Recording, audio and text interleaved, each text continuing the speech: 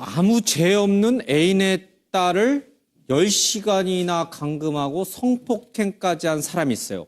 근데 그 사람에게 집행유예가 선고가 됐습니다.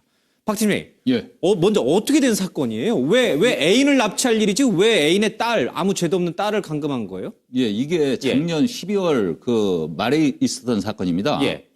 그 A가 그 B가 그 저기 애인이고요. 예. 그 집에 이제 거짓말 한다고 그래가지고 집에 갔었는데. 애인이 거짓말을 한다 해서 화가 네네. 나서 애인 집에 찾아갔는데. 갔는데 집에 아무도 없었어요.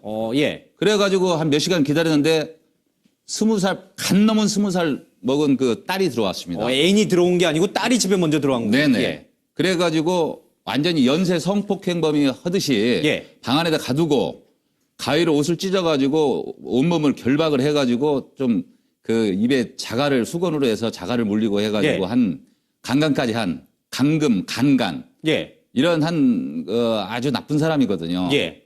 그 사람을 이례적으로 법원에서 집행유예 1, 2심에서 집행유예했습니다. 그리고 신상문계를 이거 판사의 그 자기 결정사항이니까 예. 그게 왜 그런지 모르겠지만 그 이유도 정확하게 얘기를 않고 있어요.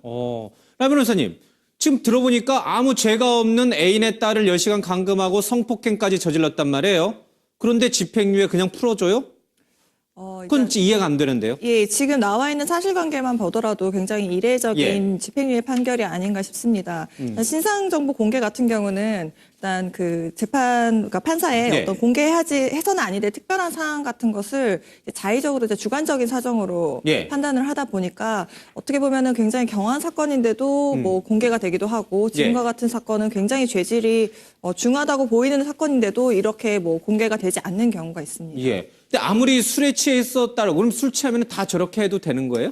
집행유예 나오겠네요. 예. 조문 자체에는 어떤 술로 인해서 어떤 심신미약이라든가 심신 상실의 경우에는 어떤 책임 조각의 사유가 되거나 어떤 감경을 해주는 사유가 있긴 있습니다. 그런데 대부분은 술을 먹었을 때 내가 어느 정도 난폭한 행동을 한다거나 범죄가 저지를 수 있다는 것을 예상을 할 수 있기 때문에 최근 들어서는 어떤 술을 먹었기 때문에 감경을 해주는 것은 약간 지양하는 부분이긴 한데요.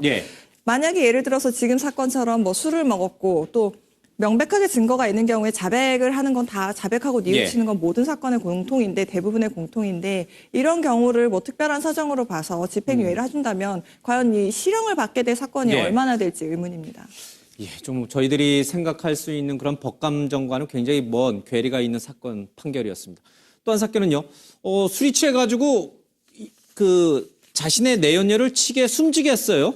그럼 이 사람도 무죄가 나와야 되는데 이 사람은 또 그렇지 않은 것 같아요. 박민호 팀장님. 예. 술이 취해서 차 앞에 있는 내연녀를 쳤어요. 네. 그러면 빨리 내려서 내가 술이 취해서 그랬나 보다 하고 이 내연녀를 챙겨서 병원에 가야 되는데 그리고 나서 더 운전해서 갔단 말이에요. 고의성이 있다고 봐야 되는 건가요? 그게 이제 5m 정도까지 더 이제 끌고 갔다고 하는 건데요.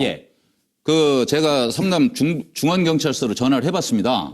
전화를 해봤더니 저 사람이 묵비권을 행사하고 있답니다. 그러니까 고의냐 과실이냐 그 부분이 살인죄가 되느냐 이제 거기 있는데요. 아무래도 머리로 많이 생각을 하는 것 같습니다.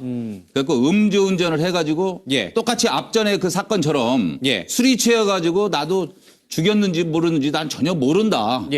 그러면은 과연 어떻게 되겠냐 이거죠. 정말 이해하기 좀 어려운 그런 고의성 여부를 좀 판단해 봐야 될 것 같습니다. 음주운전 하지 말라는 우리 최영호 교수님 약주 잘 하시나요? 아닙니다. 저는. 음주운전을 말리는 아버지에게 왜 말리냐면서 휘발유를 들이붓고 불을 지른다.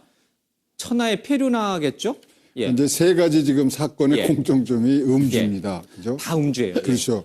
그러니까 진짜 자기가 자기 제어를 못하면 드시지 말아야죠. 그리고 음주를 했다는 걸 지금 핑계로 해서 어떤 사건을 하는데요. 아니, 우리 있잖아요. 진짜 필름이 끊긴다 그러지만 제가 보기에는 술 먹고 필름이 끊긴 상태면 쓰러져 자야 되는 거고요. 서서 걸어 다닐 정도는 다 기억이 있고 판단력이 있다고 봐집니다. 다 이거 핑계입니다. 음주를 하지 마셔야 돼요. 그리고 저녁에 약속 없으신가요? 없습니다. 그리고 이제 아버지를 그렇게 했다는 것 자체로 저게는 진짜 폐륜하죠. 이 사회의 기강이 무너지고 이런 장유유서의 정신이 사라지는 것. 꼭 음주뿐만이 아니지만 하여튼 여러 가지 우리가 반성해야 될 겁니다. 우리 기성세대가. 술로 인해서 일어난 범죄에 대해서 우리 사회가 법이 관대해지면요. 이런 유사범죄들은 계속해서 생길 수 있어요. 좀 더 이런 부분에 대해서는 형량을 조정할 필요가 있지 않나 싶습니다. 네, 말씀 잘 들었습니다. 감사합니다.